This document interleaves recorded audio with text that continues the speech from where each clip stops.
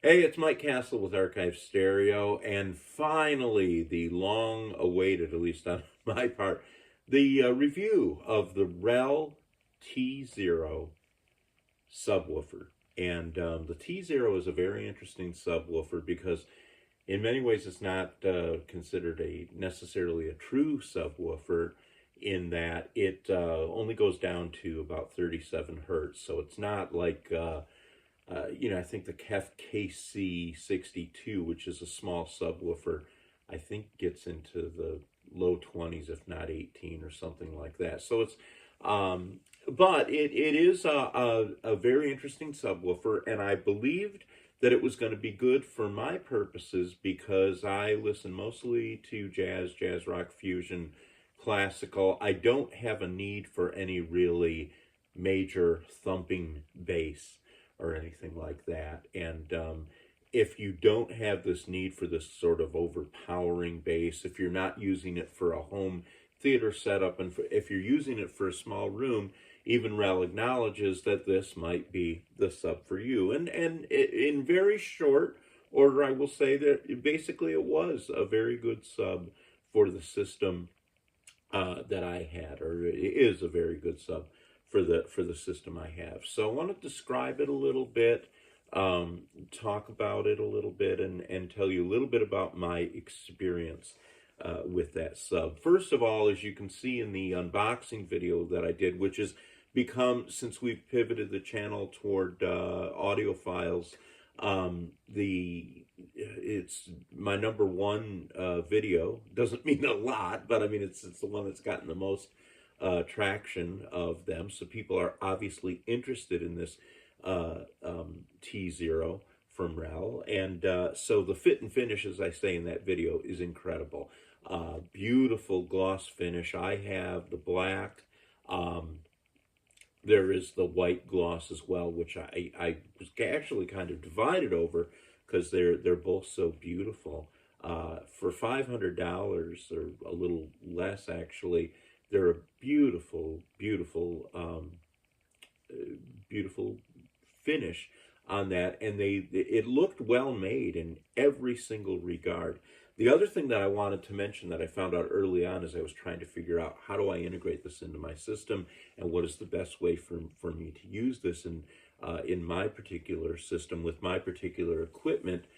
Keep in mind, if you've seen some of my other videos, one of the things I'm using is in this case, I was using my vintage 1979 Macintosh MA6100, and I was using that actually not just as the preamp as I often do, but preamp and power amp. It's an integrated amp, so I was using it that way. But I also ran the T0 with my Adcom GFA 535, which is always like an 80s or 90s amp.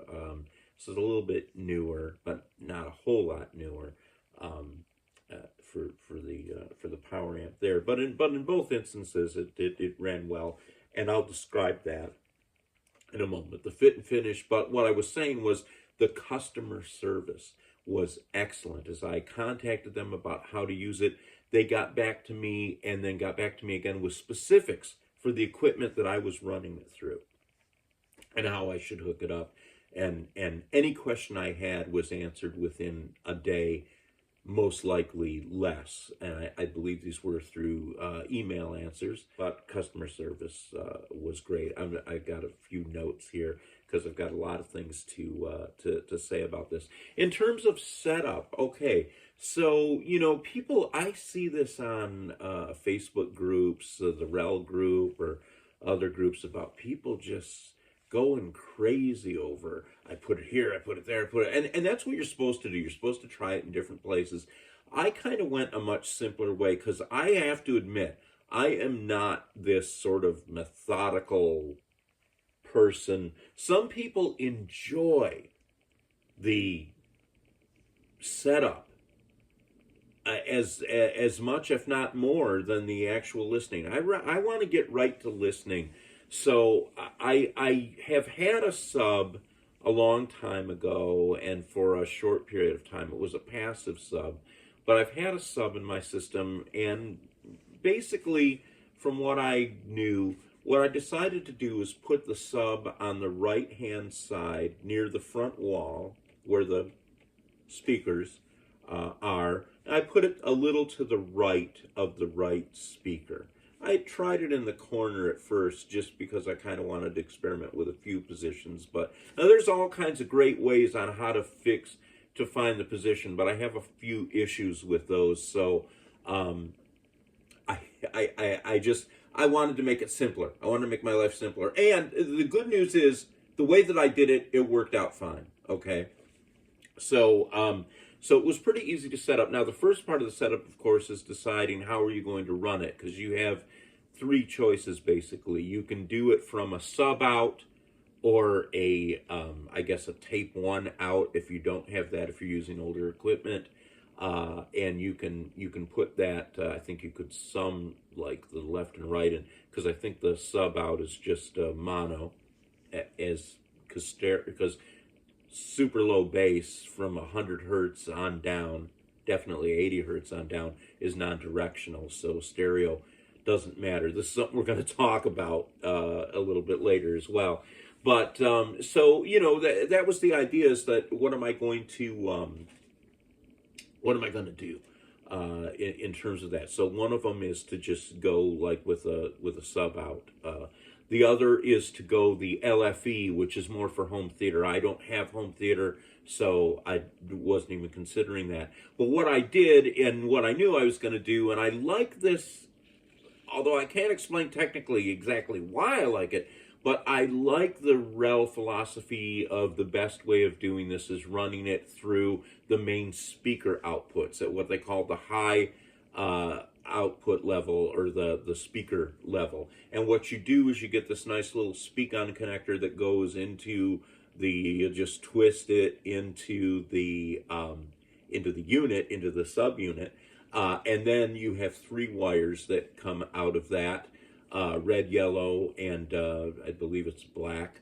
And you put the red on the positive of the right channel, the yellow on the positive of the left channel, and the black, in my case, could go to a chassis ground, but it could also go, and I was actually having some issues with that. They had actually told me to do it on the chassis ground, but I found that when I also had a phono connected to it, I was getting weird things happening, things that I, like the left whole side not working, and it was driving me crazy. So what I ended up doing is I ended up doing that black wire to one of the negatives. I don't know if I did it on the left or the right, but because I don't have it connected now.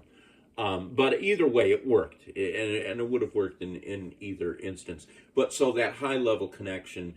Now there are people who dispute that and say that it has to go to the sub out. I was fine with the high level connection. It didn't seem to have any difficulty with that at all.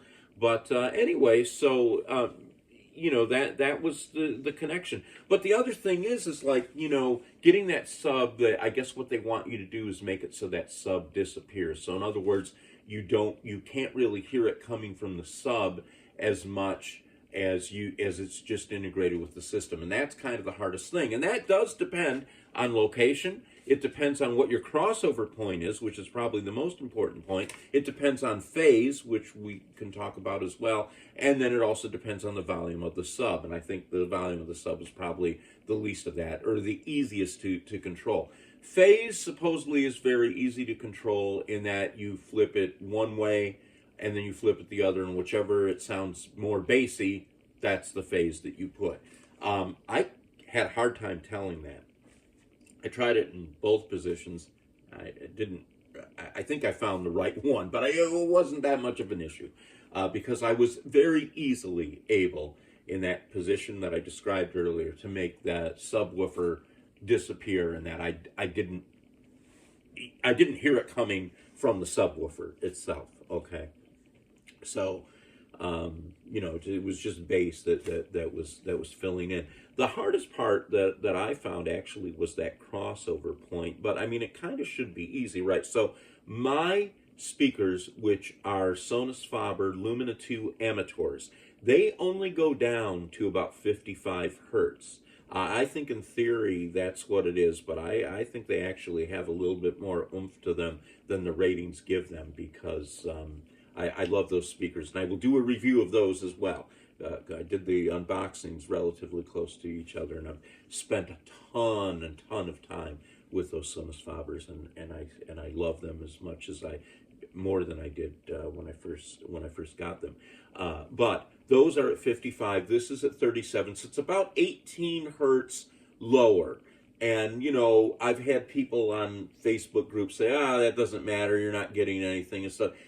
18 lower hertz is significant, and I could tell it in my system, and I've been listening long enough that I know when I have bass and when I don't. But finding that crossover point, you know, they have you start at about 60 and go lower, but I didn't want to go too low, and I think that I did settle in. There is no actual, it's little detents, and they're not marked. So it's, you know, it's something, but you don't, you know, you can't see, this is where 60 is, this is where 0 is, and this is where 120 or whatever the range on that is. But either way, I settled kind of in a midpoint, actually a little bit lower than midpoint, so maybe at like 11 o'clock instead of 12 o'clock straight up on the crossover, and that seemed to work. That seemed to be fine. And then with the volume, you know, just kind of experimented, and it was tough. It is so much better if you have another person who can be there to make these adjustments, because I had to sit, listen, go make the adjustments, sit, listen, go make the adjustments, you know, so it's a lot of work doing it that way, and it's very imprecise because you're not hearing it as it goes on. But I got it to a point quite quickly, I'll admit, to where it wasn't very directional. It was, I wasn't concentrating on the bass box at all. By the way, this is a down-firing woofer. I think it's a 6-inch woofer. It's a very small woofer, but that was fine, and everything seemed to work out. And once I did get it to work out, I noticed, especially in musicals, especially in classical, that I was able to really get a nice bloom to the music. I was happy with it, and I couldn't tell always the difference, but because sometimes the bass just isn't there in the source. But when the bass was there in the source, I couldn't tell, I couldn't hear it from the subwoofer, but I could sense it.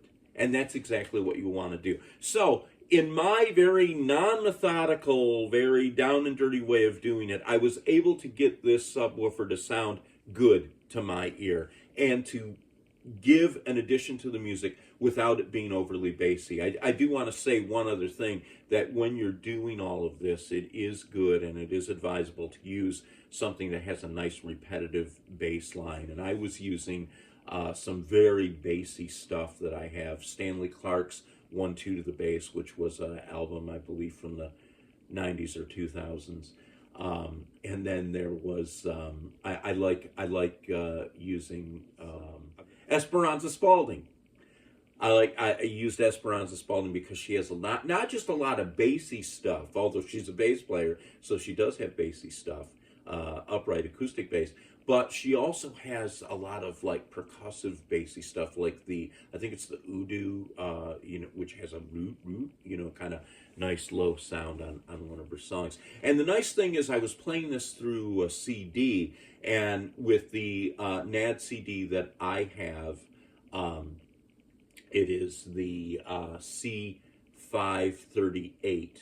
I believe that's the correct designation. When I was younger, I used to know all these things. And as I get older, I'm stopped caring about model numbers and things like that. But just so you have a reference. But you can set a start and a stop point to loop some music stuff, like if you want to try to learn it, or for this case, I want that bass to play over and over again. So I was able to do that, and I suggest that when you set this up, you do have something that is, you know, something that you know, something that is bassy, and something that you like, something that goes well with that. So I was getting that, and it was good. And you know, did I need like to move to the T5 or the T9? I don't know because I didn't. But I mean, I felt that I am the exact consumer for the T0. So I can say this right now. If you have a small room, uh, 10 by 10, 100 square feet, maybe a little bit more. Actually, it could be a little bit more. I think it'll be fine. If you are not expecting, you know, theater, you know, shaking stuff in your seat, it'll be fine. If you're not this big fan of like feeling your bass as opposed to hearing it, although, let me just say this, not only can I feel the bass when that sub is in there, I can feel the bass in really good bass instances with my Sonus Fabers that only go down to 55 hertz. In theory, I think they do go lower. So, yeah, you know, unless you're doing a big theater setup or if you have this giant room that you've got to fill, the T0 I think is very good. Now, things about the T0 that I loved, I never felt any chassis rattle to that at all. I never felt it rattling on the floor, although I did have it on the carpet. Now, this was something that I got from customer service at REL, because my first thought was, and I actually did this, I spent some time at a Home Depot and I was looking at like solid like wood or tiles that I could place this on, you know, because I thought it needed to have a reverberant surface. Actually, they don't want that. Firing down on a low pile carpet or like I have in my room is fine. And it did work out fine, because when you put it on like a kind of more of a solid surface, there is the tendency that it could, you know, move around, or, you know, and then you're going to get some interference. When you're putting it on the carpet, you're not going to have it. So, you know, that was something new to me, and that I had learned, at least that's REL's recommendation, and I figure I should follow the manufacturer's recommendation. But yeah, that was really good. I never any chassis rattle, never anything that was like, you know, shaking too much or doing anything. It was really nice. It was really controlled. And I think when you have that little 6-inch cone down there, you know, the smaller that's going to be, the more responsive it was. I don't feel that it ever slowed down the bass. I don't feel that it ever, you know, that it wasn't, you know, when I had tight bass from a source, I felt it was being reproduced. It was really nice. So yeah, overall, I'm really happy with the T0. And if you're in that sort of situation where you don't have these giant demands on the bass, but just want to fill in, it fills the bill. And it plays the part of that really nicely. So yes, very much a fan of REL, as the company had helped out so much. We're great. They're great. They're great to their customers. Okay. I you know, so wonderful stuff. I thought that REL, you know, just responded great and timely, and I am confident they do that with every customer that they encounter. So, yeah, I mean, what are issues with it? Issues were, as time went on and something happened having nothing to do with the T0, I ended up taking it out of my system. Well, mainly because I wanted to biamp my adcoms, and I didn't want to include a sub along with the biamp, although certainly you can do that. But I wanted to first test the biamping of with a couple of adcoms, a 535 and a 545, which are older adcoms, but they're all in that line of the GFA line from the 555, which is, you know, legendary. So I took it out, and it was out for a while, and then quite frankly, that's when also the Sonus Fabers are starting to, they're all well worn in right now. And I'm noticing with the biamping, even without the biamping, even with just running it through the Adcom 535, which is only a 70 watt amp, I'm finding very good bass, very controlled, very nice, very tight. Bass that sometimes you do feel when it's bassy enough through just the Sonus Fabers, even though they only go down to 55. And so, not using it, not needing it at this point, I actually took the REL out of the system because it'd been out of there, and after a couple of weeks, I didn't miss it. It doesn't mean that it wasn't adding to it. And here's my plan. When I am not paying attention to other things, and when I have the money to put into another subwoofer, I will probably easily go back to using the REL T0. Maybe I'd move to a T5 just to try it out. I'm really thinking of a KEF KC62, which I hear wonderful things about and does go lower, but is also that same small item. I didn't know about the KEF KC62, and I don't really have the funds to get one now, but I will probably try that out, a single one in my system, before doing that. Or I might get two REL T50s, T0s, excuse me, or two T5s for the price, because the KC62, I think at the time of this taping, is about $1,500.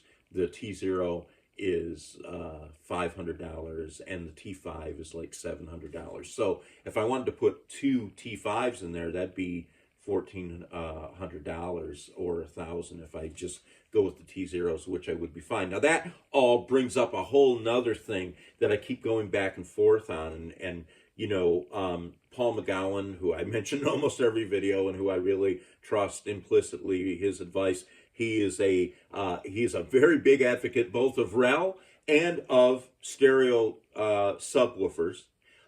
Most people on the internet are big advocates of stereo subwoofers. The reality is that bass frequencies 100 or 80 to 100 hertz and lower are non-directional. So right and left does not matter in a subwoofer. But, and because I haven't experienced this, I'm going to take Paul McGowan's word and the head of, not, I don't know if it's the head, but the spokesperson of REL, who has some videos. If I get a chance to, and find it, I will put a link to that video in the description, where he talks about when you get them dialed in and you have those two subwoofers on either side, you really have something amazing. Something happens to the sound stage to just really build it up, as opposed to having it just like, you know, like kind of like a U. It's more like a squared off U or something like that. I'm not using the words that he described. And again, Paul McGowan is really big on that as well. So I will take their word for it because they know more about it than me. Although, you know, you see some people who, you know, swear like you only need one. A person like me, I think I could have one, start with it and be very happy. But I do want to hopefully have the opportunity to have stereo subs. From what I understand, it's a little bit harder to get those both to disappear within the system. And I was starting to think, well, if you wanted to disappear in the system, it's obviously non-directional. So one should be just as good as two. But then I started thinking today, you know, there are floor standing speakers that themselves get down to 30 hertz, right? And they're in the floor standing speaker, and you have stereo ones there. It's not like you just have towers and then, you know, like a center speaker. So speakers for years with stuff that's capable of getting down to 30 or lower within that tower or within that, you know, whatever system you have does that. My beloved Sonus Faber Supremers, the $750,000 four chassis speaker system, have towers, and they also have basically subs, all of them powered by separate amplifiers in the systems that I've seen them. So if they're doing it for that, obviously there is this advantage to having this low frequency on either side, even though it's non-directional.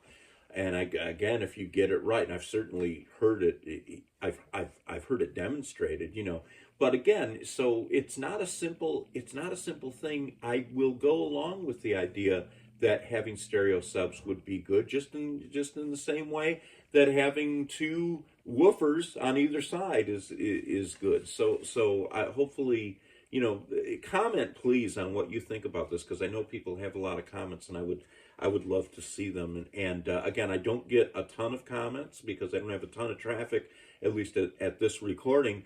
But I do try to respond to all of the comments. I certainly read them eagerly when they come in.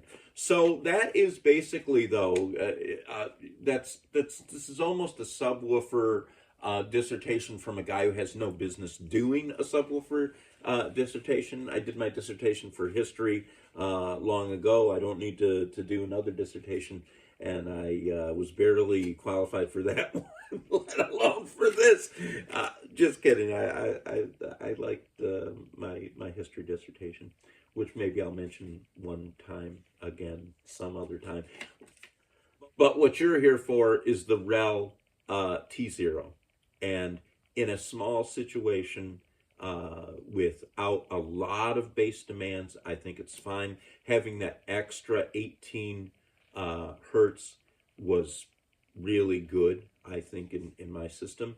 I don't have it anymore, but not because it didn't help. It's just I can get along without it for now, but I do plan on putting subs in there. So I had started a long time ago with the unpacking thing of saying I had eschewed the subwoofer. I don't feel that I'm going to eschew the subwoofer anymore. It's just not a pressing need at this point. And for limited finances, I need to put those into other things. Currently, getting a crossover between my preamp and my amplifiers to better, more efficiently biamp, because I'm experimenting with that. But yeah, I will certainly either end up with, I would be happy ending up with one or two, preferably T0s on either side, and will most likely experiment eventually with one KC62 KEF, and maybe have two of those, but that would be about $3,000. And believe me, there's other things. There's preamplifiers that I'm looking at, possibly more modern bass amps that I'm looking at. So there's lots of other things that are a priority besides this. And because I feel like I'm getting decent bass out of those Sonus Faber Lumina 2 Amateurs. So, all right, thank you very much. Please like, subscribe, comment, whatever you can do to help promote this. Share. That'd be really great if you could share. I'd really appreciate that. But always enjoy talking with you. And I've done 2 videos now in the last 2 days. They won't come out probably concurrently because we still have to do the editing on them. But looking to do more and have a whole bunch more lined up that I want to talk about. Thank you very much.